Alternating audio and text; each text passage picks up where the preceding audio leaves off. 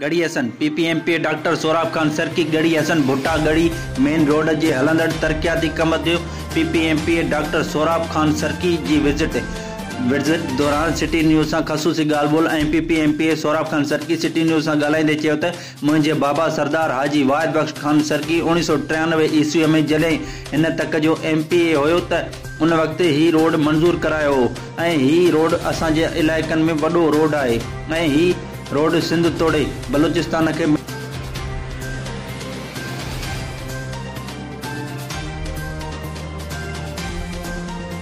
सोने का अलावा नंढा वॾा शहर ऐं ॻोठ काफ़ी तादाद में पिणु हिन रोड के फ़ाइदो पहुचाईंदड़ आहिनि।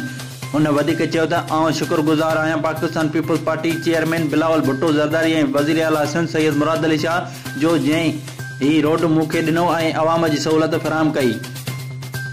रिपोर्ट मोहम्मद अली दुओ सिटी न्यूज़ गढ़ी हसन।